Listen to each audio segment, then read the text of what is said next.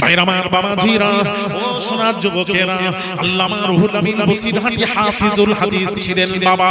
কোরআনের হাফিজ তো বহু দেখেছেন, হাদিসের হাফিজ দেখতে হলে আল্লামা রুহুল আমিন বসিরহাটিকে দেখুন। তিনি যখন ফুরফুরার জমিনে যেতেন, মুজাদ্দিদুস জামান আল্লামা বসিরহাটি হুজুরকে দেখলে দাঁড়িয়ে যেতেন। মুরিদরা বলল, হুজুর আপনি রুহুল আমিনকে দেখে দাঁড়াচ্ছেন? উত্তর দিতেন, না না না, আমি রুহুল আমিনকে দেখে দাঁড়াইনি, তার এলেমকে দেখে দাঁড়িয়েছি। আরো জোরে, ও বাবা গো, দাঁড়িয়ে যাচ্ছে। কি আল্লাহ জ্ঞান দান করেছেন আল্লামা বসিরহাটি হুজুরকে। তিনিও চিন্তা করলেন আরেকটা আধ্যাত্মিক শিক্ষার জন্য পীর ও মুর্শিদ গ্রহণ করতে হবে। ওই আধ্যাত্মিক শিক্ষার জন্য ফুরফুরার পীর মুজাদ্দিদুস জামান উলিল আমর আবু বকর সিদ্দিক আল কুরাইশি রাহমাতুল্লাহ আলাইহির কাছে এসে পীর গ্রহণ করে, মুর্শিদ গ্রহণ করে আধ্যাত্মিক শিখে কোথায় কোন পর্যায়ে পৌঁছেছিলেন একটা ঘটনা বলি বাবা। ফুরফুরার পীর মুজাদ্দিদুস জামান আল্লামা রুহুল আমিন বসিরহাটিকে নিয়ে গেলেন কোথায়? বাংলাদেশের নোয়াখালী জেলায় বড় বড় আলেম ওলামা বাবাজি আল আজহার, মিশরের জামে আল আজহার থেকে পাশ করা আলেম, মদিনার ইউনিভার্সিটি পাশ করা আলেম, মক্কার ইউনিভার্সিটি পাশ করা আলেম। ভাইরা আমার বাবাজিরা, তুর্কির বড় বড় আলেম ওলামারা বাবা সব ফুরফুরা পীরের নাম শুনে এসেছে। এদের ধারণা পীর মানেই হলো মূর্খ, কিছু জানে না। পরীক্ষা করতে এসেছে। ফুরফুরার পীর মুজাদ্দিদুস জামানের রাডারে ধরা পড়ল। এরা পরীক্ষা করতে, পীর পরীক্ষা করতে এসেছে, পীর পরীক্ষা করতে এসেছে। রাডারে ধরা পড়ল। রাডার মোবাইলে যেমন রাডার আছে, যেখানে যাবেন ধরা পড়ে যাবে। কথা বলছেন না কেন? মোবাইলে রাডার নেই তো? এই তো মুরব্বি জানে, ছেলেরা জানে। দাঁড়ান দাঁড়ান, শেষ আমার 2 ঘন্টা হোক আর 15 মিনিট এর মধ্যে শেষ করছি। ভাইরা আমার বাবাজিরা, এদিকে তাকান, আমার দিকে তাকান। ভাইরা আমার বাবাজিরা, রাডারে ধরা পড়লো, পরীক্ষা করার জন্য এসেছে। আসরের আযান হয়ে গেল। মুজাদ্দিদুস জামান জানতে পেরে বললেন, বাবা রুহুল আমিন, জি হুজুর, তুমি আসরের ইমামতি তুমি করবে, আসরের ইমামতি তুমি করবে। যেই বলেছেন আল্লামা রুহুল আমিন বসিরহাটি হুজুর বললেন, কি বললেন? বাবা কাতার সোজা করুন, বাবা কাতার, বাবা গো আমি রুহুল আমিন, আমি মুসাফির, 2 রাকাত কাসার পড়াবো, 2 রাকাত কাসার।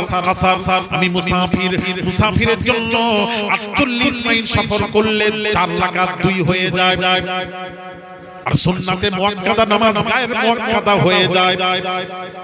আর জুম্মার নামাজ মুসাফিরের জন্য জুম্মা ফরজ থাকে না, যোহর ফরজ। জুম্মা পড়তেও পারে, নাও পড়তে পারে, মুসাফিরের জন্য মাসলা। আল্লামা বসিরহাটি হুজুর বললেন, আমি 2 রাকাত কাসার করব, সালাম ফিরাবো। স্থানীয় মুকিম যারা, আপনারা সালাম ফিরবেন না, আপনারা উঠে বাকি 2 রাকাত পড়ে নেবেন। সূরা ফাতিহা পড়বেন না, ওই পরিমাণ দাঁড়িয়ে রুকু সাজদা করে নামাজ পুরো করবেন। এক শ্রেণীর ওলামারা বলছেন সূরা ফাতিহা ইমামের পেছনেও পড়তে হবে। তাদের দলিলটা শুনুন, লা সালাতা ইল্লা বিফাতিহাতিল কিতাব। নবীজির হাদিস মাথায় রাখি, নবীজি বললেন সূরা ফাতিহা ছাড়া নামাজ হয় না। সুতরাং ইমামের পেছনে হলেও আস্তে আস্তে মুক্তাদি সূরা ফাতিহা পড়বে, নচেত নামাজ হবে না, নামাজ হবে না। ইমামে আযম আবু হানিফা হুজুর বললেন, না না, ইমামে আযম দলিল পেশ করলেন, ইদা কুরিয়াল কুরআনু ফাসতামিউ লাহু ওয়া আনসিতু। ইমামে আযম আবু হানিফা বলছেন, যখন ইমাম সাহেব কিরাত শুরু করে দেয় নামাজে, তোমরা ইমামের কিরাতটা চুপ করে শোনো।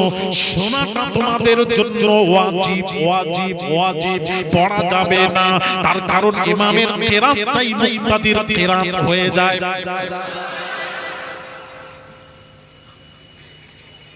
ঠিক আছে, ইমামের কিরাতটা মুক্তাদির কিরাত হয়ে যায়। তাহলে আপনারা বলবেন যারা দলিল দিচ্ছেন লা সালাতা ইল্লা বিফাতিহাতিল কিতাব, সূরা ফাতিহা ছাড়া নামাজ হয় না, হুজুর ওটা বোঝাবেন।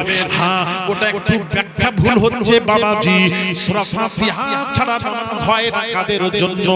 মুনফারিদ নামাজ পড়নে ওয়ালাদের জন্য, একা একা নামাজ পড়নে ওয়ালাদের জন্য সূরা ফাতিহা পড়তেই হবে।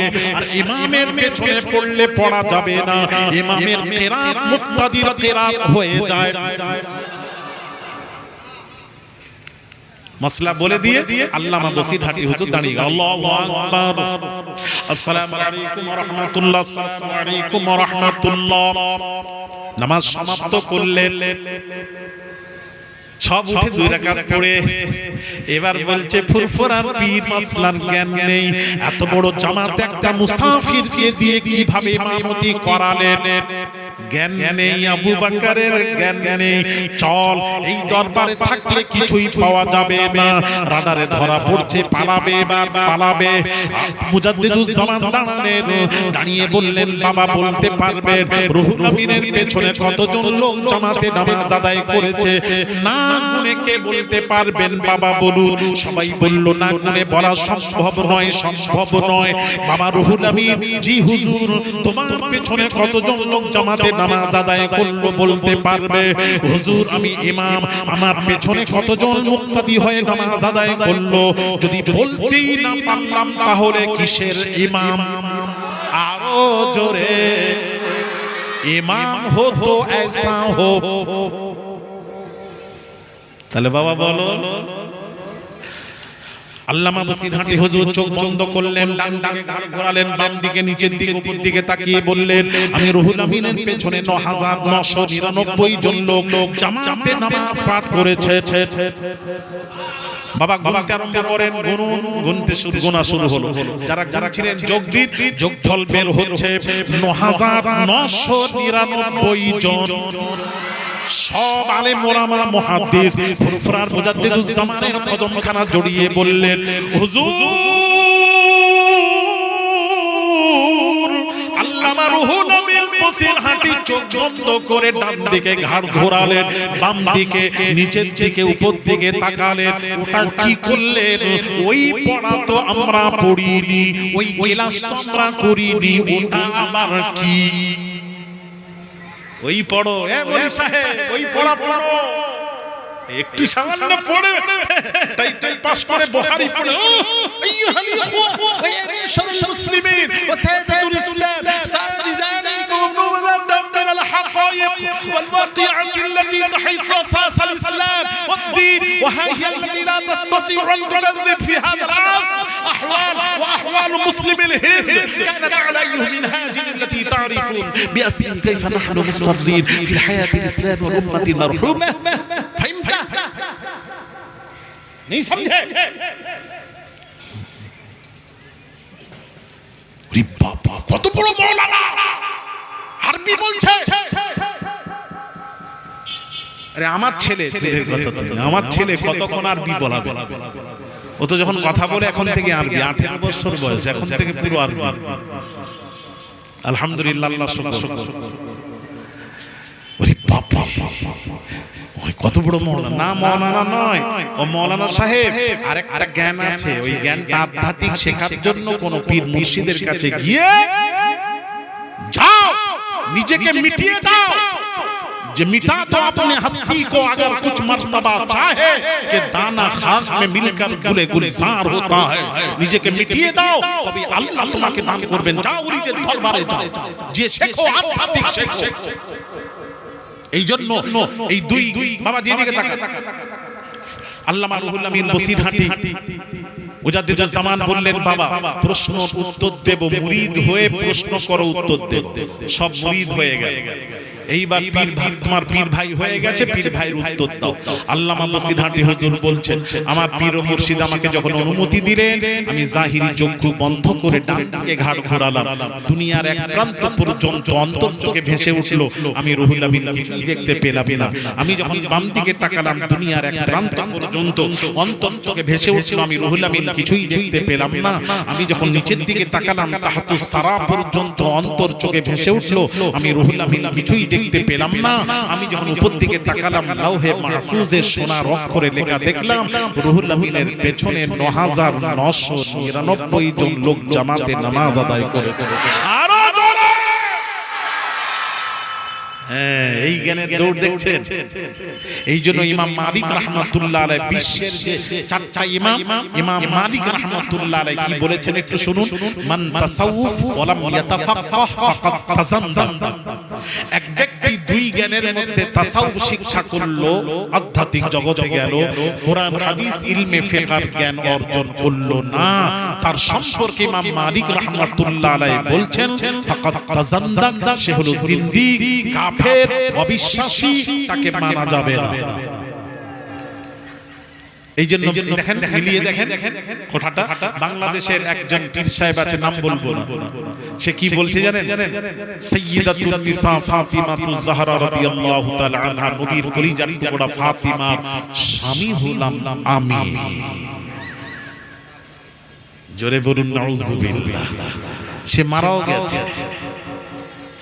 আচ্ছা, হাদিস শরীফে আমরা পড়েছি ফাতিমার স্বামী হলেন শেরে খোদা আলী কাররামাল্লাহু ওয়াজহু। আর এই বেটা বলছে আমি ফাতিমার, নবীর বেটি ফাতিমার স্বামী আমি। তার মানে এই আধ্যাত্মিক জগতে গিয়ে এমন জায়গায় পৌঁছে গেছে ফাতিমার স্বামীও এই কথা বলে সে বেঈমান হয়েছে, কাফের, তার অনুসারীরাও কাফের। কথা বলছেন না? তাহলে আধ্যাত্মিক শিখেছে, কিন্তু কোরআন হাদিসের জ্ঞান থাকলে এই কথা বলতো না, বলতো না, বলতো না। কথা বুঝতে পেরেছেন? বাংলাদেশে এক পীর সাহেবের কাছে দেখছিলাম, মিডিয়া গেছে, গিয়ে বলছে আল্লাহর সাথে আপনার কি পরামর্শ চলছে? পীর সাহেব বলছেন আমি আল্লাহকে বলেছি ওই ৫ ওয়াক্ত নামাজটা একটু কমানোর ব্যাপারে। আল্লাহ বলছেন তুমি যখন বলেছো আমি এটা চিন্তা করছি। জোরে বলুন সুবহানাল্লাহ। বড়রা বলেনি, ছেলেরা বলেছে। দেখছেন, আল্লাহকে নামাজ কমানোর ব্যাপারে বলেছে। ও কত বড় শয়তান! ইবলিসের উপরে দরজা লাভ করেছে। ইবলিসও একে সেলুট করতে থাকে, বলে হ্যাঁ বাবা পারবি। এই কথা বুঝতে পারছেন না?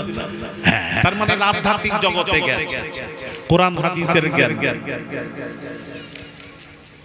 আমার মেদিনীপুর এক পীর সাহেব আছেন, সে বলছেন নামাজ পড়তে হবে না। আধ্যাত্মিক জগতে গেছে, কোরআনের জ্ঞান থাকলে কোরআনে ৮২ জায়গায় আল্লাহ বলেছেন আকিমুস সালাত, নামাজ কায়েম কর। কোরআনে আছে, হাদিস শরীফেও আছে। নবী শেষ জীবনের শেষ কথা আস-সালাত আস-সালাত আস-সালাত। এই উম্মতেরা নামাজ নামাজ নামাজ, ঠিক কি না? তাহলে আধ্যাত্মিক যারা মেনেছে কোরআন হাদিসের জ্ঞান নেই, তাকে মানবেন না। বলে যাচ্ছি তাকে মানবেন না। এক ২ নম্বর হলো মান তাফাক্কাহা ওয়া লাম ইয়াতাসাওয়া। এক ব্যক্তি কোরআন হাদিস ইলমে ফিকহের জ্ঞান অর্জন করলো, মাদ্রাসায় পড়লো, কিন্তু আধ্যাত্মিক জগতে গেল না, পীর মুর্শিদ গ্রহণ করলো না, আধ্যাত্মিক শিখলো না। ইমাম মালিক রাহমাতুল্লাহ আলাইহি তার সম্পর্কে বলছেন ফাকাদ তাফাসসাক, সে হলো ফাসিক। ফাসিকের ইক্তেদাও জায়েজ নয়। তাহলে দুটোকে মানা যাবে না। তাহলে মানবেন কাকে? প্রশ্ন ফিনিশিং দিচ্ছেন ইমাম মালিক রাহমাতুল্লাহ আলাইহি। ফিনিশিংটা কি? মান জামাআ বাইনাহুমা ফাকাত তাহাক্কাক। যার মধ্যে দুইটি জ্ঞান থাকবে, দুই জ্ঞানে জ্ঞানী, সেই হলো আলেমে হাক্কানি।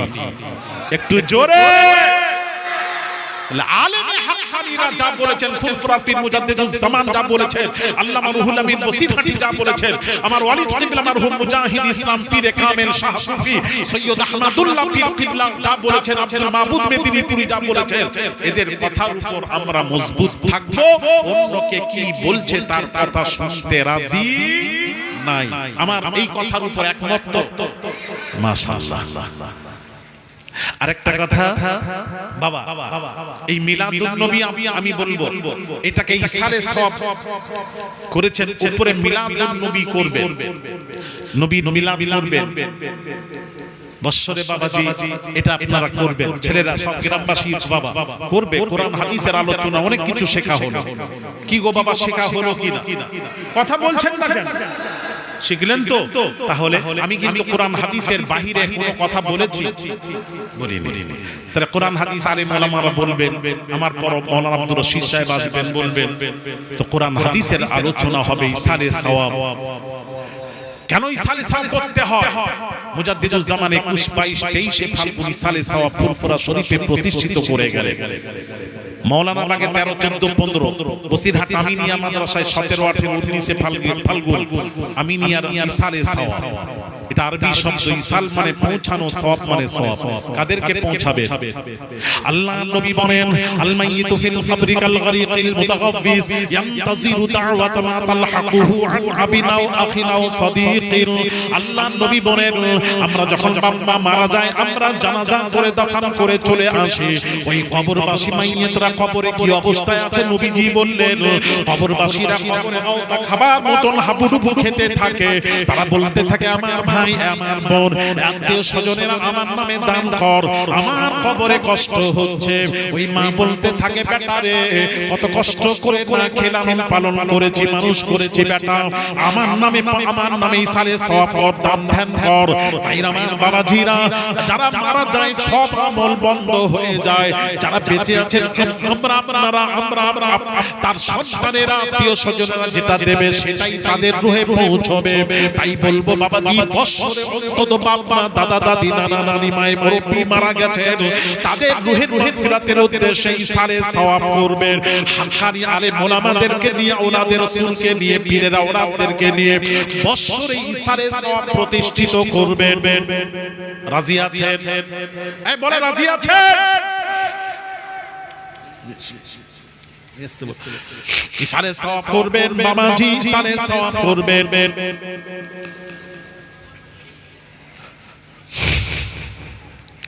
ভাইরা আমার, বাবাজিরা ও সোনার যুবকেরা, বাবাজিরা, একদিন মরতে হবে বাবাজি, দুনিয়ায় আছে একদিন মরতে হবে। আছে কুল্লু নাফসিন যায়িকাতুল মউত, প্রত্যেক জানদারকে মৃত্যুর স্বাদ একদিন না একদিন গ্রহণ করতে হবে। মানুষ মারা গেলে তাদের জন্য বেশি বেশি দোয়া করুন, ইসালে সওয়াব করুন। আমার আপনার নবী, বিশ্ব নবী কি করতেন? নবীর আমলটা একটু শুনিয়ে দিই, আপনাদেরকে বলে দিই নবীর আমলটা কি বাবাজি। আয়েশা রাদিয়াল্লাহু তাআলা আনহা قالت كان رسول الله صلى الله عليه وسلم كلما كان ليلتها من رسول الله صلى الله عليه وسلم يخرج من آخر الليل إلى البقيع فيقول السلام عليكم دار قوم مؤمنين وآتاكم ما توعدون غدا مؤجلون وأنا إن شاء الله بكم لاحقون اللهم اغفر لأهل بقيع الغرقد رواه مسلم। صحيح মুসলিম শরীফের হাদিস। আম্মা জানা আয়েশা বলেন, যারা রাত্রিতে রাসূল পাক সাল্লাল্লাহু আলাইহি ওয়াসাল্লাম আমার ঘরে কাটাতেন, ওই রাত্রি শেষ ভাগে নবীজি আমার বিছানা থেকে উঠে চলে যেতেন ইলাল বাকি, জান্নাতুল বাকি গোরস্থানে চলে যেতেন। জান্নাতুল বাকি গোরস্থানে গিয়ে নবী দোয়া করছেন, আল্লাহুম্মা গফির লি আহলি বাকিইল গারকাদ, আয় আল্লাহ জান্নাতুল বাকি গোরবাসীদের তুমি ক্ষমা করে দাও, ক্ষমা করে দাও, ক্ষমা করে দাও। আল্লাহ নবী কবরস্থানে গিয়ে মুরদাদের জন্য, মাইয়াতের জন্য দোয়া করতেন। তাই বাবাজি, মাইয়াতের জন্য দোয়া করা রাসূলুল্লাহর সুন্নাত, মাইয়াতের জন্য ইসালে সওয়াব করা রাসূলুল্লাহর হুকুম।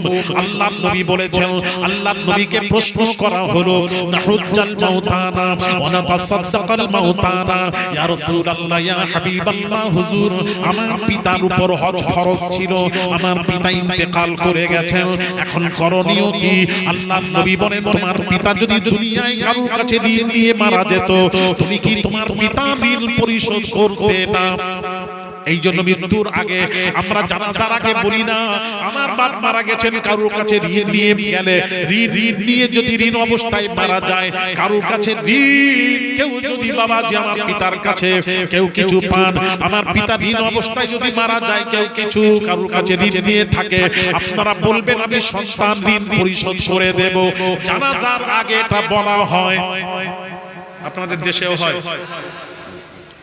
কেন হয় কোন সন্তান চাই না আমার বাপ ঋণ নিয়েছে আমাকে বলার সুযোগ হয় না মারা গেছেন তাহলে ঋণটা পরিশোধ করে দিন না হলে কবরে কষ্ট হবে তাই নবী বলছেন তোমার পিতা যদি দুনিয়ায় কারোর কাছে ঋণ অবস্থায় মারা যেত তোমার পিতা ঋণ পরিশোধ করতে না সাহাবী বললেন না হ্যাঁ পরিশোধ করতাম নবী বললেন নামাজ রোজা হজ যাকাত এটাও আল্লাহর ঋণ এটাও শোধ করতে হবে কিভাবে করব আল্লাহর নবী বলেন তোমার তার বদলে কাউকে টাকা দিয়ে হজে পাঠিয়ে দাও যেটার নাম হলো বদলি হজ হজে পাঠিয়ে দাও কিয়ামতের দিন তোমার পিতাকে আল্লাহ রাব্বুল আলামিন হাজী করে তুলবেন ওয়া নাতাসাদদাকাল মাউতানা ইয়া রাসূলুল্লাহ আমার বাপ মা মারা গেছে তার নামে যদি দান ধ্যান করি সালে সওয়াব করি তারা এর সওয়াব পাবে কি পাবে না আমার আপনার নবী বিশ্ব নবী বললেন নাম হ্যাঁ আমি রাসূলুল্লাহ বলছি মৃত বাপ মা দাদা দাদির নামে যদি দান ধ্যান করো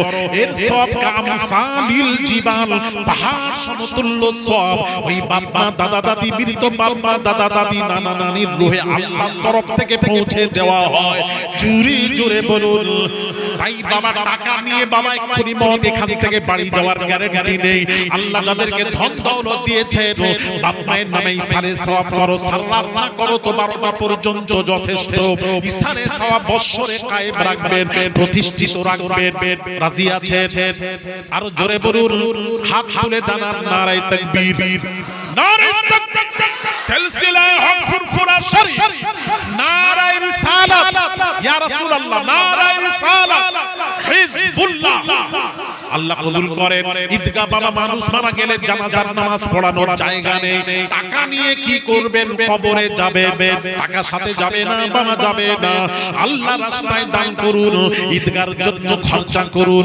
বাবাজি ঈদগাহর জায়গা করুন ঈদগাহর জন্য বাবাজি কমিটির বাবাজি 10 কাঠা জায়গা তারা ওয়াদা করেছে দেবে আপনারা সহযোগিতা যদি পারেন 1 কাঠা জায়গা ঈদগাহর জন্য দেবেন 2 কাঠা দেবেন বাবা দিয়ে মারা যান যতদিন নামাজ হবে আপনার রূহে সাদকায়ে জারিয়া সওয়াব